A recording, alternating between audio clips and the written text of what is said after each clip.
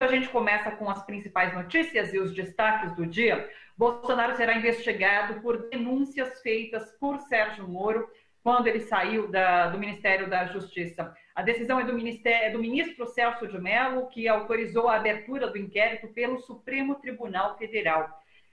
Celso de Mello deu um prazo de 60 dias para que a Polícia Federal faça as diligências do caso, o que inclui ouvir Sérgio Moro. O ex-ministro, lembrando, acusou o presidente de tentar interferir na Polícia Federal. A deputada Gleisi Hoffmann acrescentou nesse inquérito uma notícia-crime pedindo a apreensão do celular de Sérgio Moro para perícia. Nesta madrugada, Bolsonaro publicou em suas redes sociais os decretos de nomeação do novo ministro da Justiça e do diretor-geral da Polícia Federal. André Luiz Mendonça, que era advogado-geral da União, assume o Ministério da Justiça a partir de agora. E Alexandre Ramagem assume a diretoria da Polícia Federal. Lembrando que Ramagem foi chefe de segurança de Bolsonaro durante a campanha e é amigo de Carlos Bolsonaro, filho do presidente. Inclusive, vários partidos de oposição estão entrando na Justiça para impedir que Ramagem assuma a Polícia Federal.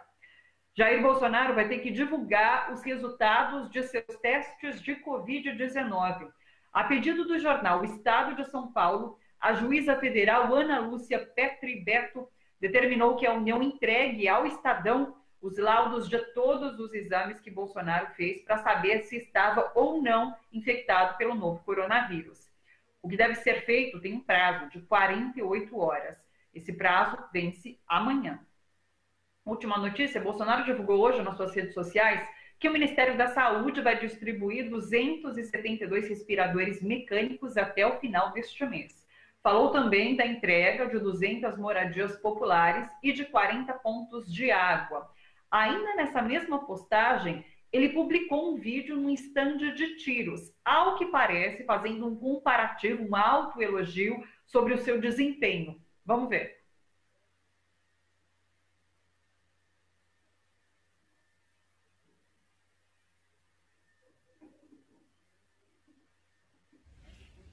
Aí, ó, 10 tiros, o pior foi 8. Tá bom, né? Esse foi o 9. Depois de 30 anos nativo, foi. O áudio tá meio ruim, mas ele fala assim, olha, de 10 tiros, acertei 8. É isso, fazendo um comparativo de que grandes medidas estão sendo feitas de maneira certa, enfim, não deu para entender muito bem, mas ele quis mostrar ali esses tiros sendo dados e o quantos ele acertou. Sobre tudo isso, vamos conversar agora com o jornalista do Tijolaço, o Fernando Brito. Oi, Fernando, tudo bom? Thalita, nada bem. É muito triste que no meio desse drama que o nosso país está vivendo, a gente seja forçado a analisar esse tipo de situações, né, que praticamente são únicos no mundo. No mundo inteiro existe um grau de trégua política, né, para enfrentar a pandemia, enquanto no Brasil nós estamos vivendo uma guerra política onde o presidente Jair Bolsonaro certamente não está acertando 8 tiros em 10, como ele se vangloria de fazer. Eu acho que essa nomeação do André Mendonça para o Ministério da Justiça, ela foi um pouco o preço que Jair Bolsonaro teve que pagar para fazer o que lhe interessa, colocar este delegado Ramagem na chefia da Polícia Federal. É ali que ele quer interferir nas investigações, é ali que ele quer proteger a si e aos seus filhos das investigações, e ele colocou um ministro que ele próprio definiu certa vez como terrivelmente evangélico, como uma espécie de compensação para que ele pudesse teimar nessa indicação que está sendo questionada na Justiça e que tem até muito grandes possibilidades de ser ali barrada. O André Mendonça é um servidor de carreira, né, da Advocacia Geral da União.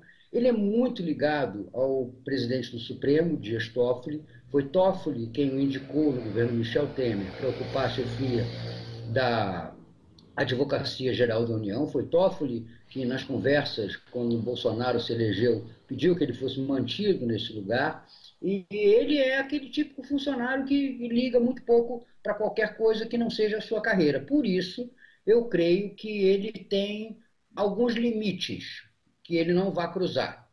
né? E acho que ele vai procurar se conter, ele não vai praticar barbaridades tal como alguns acham que ele faria, ele não vai fazer isso porque, em primeiro lugar, né, ele se queima nas possibilidades que tem de ser indicado ministro do Supremo mais adiante no governo Bolsonaro. Eu acho que nessa primeira indicação de novembro, do Celso de Mello, não se consumaria, mas há uma segunda, em meados do ano que vem, na vaga de Marco Aurélio Mello, e eu acho que aí ele tem possibilidades. Portanto, é possível que ele se cuide, que ele se limite. Já o delegado da Polícia Federal vai ter que enfrentar pressões da imprensa, pressões da própria corporação e pressões da justiça. Porque alguém hoje lembrou muito bem, eu acho que foi o Reinaldo Azevedo que fez essa recordação, há meios legais de questionar um eventual desvio de finalidade nessa indicação feita pelo presidente. Agora, o que impressiona mais é que o Brasil está entrando na fase mais aguda da pandemia. Agora mesmo eu estava vendo os números que foram divulgados hoje pela Secretaria de Saúde de São Paulo. É o maior número de mortes ocorrido na capital, no estado de São Paulo, desde o início da pandemia. E nós estamos simplesmente tratando como se tudo tivesse normal, a disputa política, as nomeações e até mesmo essas anormalidades que viraram normais na vida brasileira, processo disso, inquérito daquilo, que isso virou uma rotina no nosso país, né, desde que nós judicializamos a política, estão tomando lugar dessa notícia importante. Né? Foi chocante para mim assistir ontem a trinca ministerial lá da saúde, colocada para explicar, e até um rapaz ali que veio da equipe do Mandetta, dizendo que a nossa taxa de mortalidade está muito boa, está muito baixa, que nós estamos melhores do que a Alemanha, que é o único país europeu que conseguiu sair com danos controlados desse processo. Então eu fui buscar, a partir de uma informação que eu li na internet, fui buscar os números que chocam as pessoas. Eu vou contar rapidamente essa história. O presidente argentino, Alberto Fernandes, quando a Argentina tinha 45 casos de infecção pelo coronavírus, 8 dias depois de ter sido registrada a primeira morte naquele país, que foi no dia 7 de março, ele decretou o isolamento social compulsório no país inteiro. O Brasil, que teve a primeira morte no dia 17, nunca decretou isolamento social, a não ser nas cidades do Rio, de São Paulo e uma ou outra. Né? E assim mesmo um isolamento social muito frouxo, que está sendo toda hora reformado para abrir mais coisa, e a população sem exemplos, né, não o obedece, tem menos de 50% de índice de isolamento contado pelas medições de celulares, e o resultado é que, em relação aos números argentinos, com 10 dias menos de epidemia do que eles, desde a primeira morte, os números são assim: a Argentina tem 197 mortes por coronavírus, o Brasil mais de 4.600. O Brasil tem 66 mil casos de infecção por coronavírus, a Argentina 4.003. Mesmo considerando a disparidade do tamanho das populações, a população argentina é um pouco menos do que 5 vezes menor do que a nossa, você teria, se o Brasil tivesse seguido os padrões argentinos, 3.000 mortes a menos. E teria 1/3 apenas dos casos que estão registrados. Então, é muito triste que você veja as autoridades públicas, né, dizendo barbaridades. Né? O próprio Bolsonaro disse que a Argentina ia entrar numa crise, que os argentinos fugiriam para o Brasil, e agora o Paulo Guedes diz que o Brasil vai virar uma Argentina. Olha, quem dera que, pelo menos nesse aspecto da pandemia, nós estivéssemos como a Argentina. Né? O pior é que nós estamos arriscados a ficarmos como Manaus, assistindo aquele espetáculo deprimente, mórbido, macabro, de corpos sendo enterrados em valas, com tratores, durante a noite, com holofotes, porque não dão conta de sepultar tanta gente. Isso, mais do que qualquer outra coisa que Sérgio Moro tem apontado nos muitos desvios de Jair Bolsonaro, é que é o grande crime de responsabilidade, porque é um crime de homicídio contra a população. Não é possível que as pessoas mantenham-se num discurso tranquilo, como se fosse uma divergência teórica, né, sobre aqueles personagens lá do Panurge, do reino da quinta essência, que não tinham o que fazer e se dedicavam a medir o salto das pulgas. Não é o salto das pulgas que nós estamos medindo em matéria de política de saúde. Nós estamos medindo se morrem 4, 5, 10, 15 mil pessoas diante de uma coisa que está mais do que avisada, está mais do que patente. É inadmissível que as autoridades públicas venham dizer que sabemos muito pouco sobre a doença. Ora, ninguém está cobrando deles a cura, a vacina. Está se cobrando as providências de ordem social, de ordem administrativa, de ordem operacional, para transformar esse drama naquele que menor efeito danoso possa ter contra a população. Mas, infelizmente, o Brasil se tornou um país que, além de irracional, parece que está limitado na sua capacidade de se indignar, que nem mesmo a morte, como moscas, de milhares de brasileiros, consegue indignar ninguém. Eu imagino que nós estaríamos vivendo se tivesse caído hoje um avião em São Paulo. Pois caiu um avião em São Paulo, 225 pessoas morreram de ontem para hoje em São Paulo.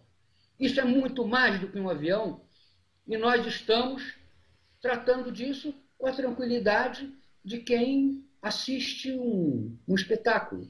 Fulano tem que se conduzir mais assim, Beltrano tem que se conduzir mais assado. Não, não é possível, Thalita.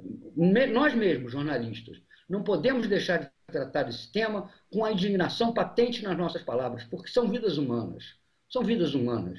Não há razão para a gente desprezar tanto as pessoas, deixar com que elas morram, sabe, podendo evitar essas mortes com um simples comportamento político adequado dos nossos governantes. Você me disse que o Estado de São Paulo conseguiu uma ordem judicial para obter o laudo do exame de Jair Bolsonaro. Olha, eu vou te dizer, é o que menos importa nesse momento. Se ele teve ou não teve coronavírus, não tem mais significação nenhuma. O que está se esperando dele não é um atestado de negatividade ou positividade de resultados de testes. O que está se esperando dele é uma atitude de presidente que vê o seu povo ser atingido pelo vírus, assim como ele atingiu aquele alvo num espetáculo patético de um presidente da República que quer se meter a Rambo, quando o povo está morrendo, sabe, e sendo enterrado em filas macabras, em trincheiras, em valas, em Manaus. Não é possível que o presidente da República não tenha nada a dizer sobre isso. Se fosse um desastre de Brumadinho, que matou 257 pessoas, que é metade do que vai ser anunciado hoje à tarde como mortes no Brasil, estariam, vamos sobrevoar a região, vamos verificar. Não, morre o dobro, mas está na conta, está na conta. Então, isso positivamente, Thalita, não é uma coisa que a gente, para permanecer frio no comentário político, e tem que fazer esse comentário político, tentando analisar, né, o que move o presidente da República e as chances, a meu ver, hoje insignificantes, de que ele venha a ser impedido, interditado, empichado, né, a gente não pode deixar de lado a indignação que a gente tem com isso que o nosso país está passando. Era grave, era inevitável, sabe, mas era previsível. Nós tínhamos que estar prontos para responder da melhor maneira possível. E, infelizmente, a melhor maneira possível não é fazendo arminha, como o Bolsonaro insinua. Nem atirando ali no alvo, enfim. Bolsonaro, até esse momento, não se solidarizou, inclusive, com as mortes por coronavírus aqui no país. Quando foi questionado sobre essas mortes, ele disse, vamos lembrar bem, eu não sou coveiro. Agora, deixa eu acrescentar, Fernando, para você algumas informações a partir do que você traz para a gente, de fato. São Paulo hoje, por exemplo, a capital, bateu recorde de trânsito. O índice de isolamento no Brasil caiu pela 5ª vez. Então, são informações que mostram que a gente está vivendo um pico e que ele pode se agravar daqui para frente, já que não vemos atuações mais contundentes dos nossos governantes. Outra coisa, você comentou sobre a fala de Guedes e a Argentina. Ontem, Paulo Guedes, ele disse: nós não vamos virar a Argentina. Como se, conforme os dados que você mostrou e trouxe aqui para o Bom para Todos, estivéssemos numa situação melhor que a da Argentina. Isso não é realidade. Então, é claro que nesse momento a gente se indigna, de fato, com essa inércia por parte do governo para combater o que está corroendo o país nesse momento. Thalita, o problema é que nós aqui somos alguns poucos que estão fazendo isso. As nossas elites políticas, infelizmente, elas se entregaram ao jogo de poder que há muito tempo abandonou o interesse da população. Isso só vai voltar a se normalizar quando esse país deixar de ser o país da irracionalidade, a mesma que leva as pessoas aos montes para a rua hoje, reduzindo os índices de isolamento e transformando quase que uma piada o índice de isolamento, ela talvez só venha a se tornar mais lúcida e racional depois que passar pelo choque, como eu disse, do Brasil não se tornar uma Argentina, o Brasil se tornar uma imensa Manaus.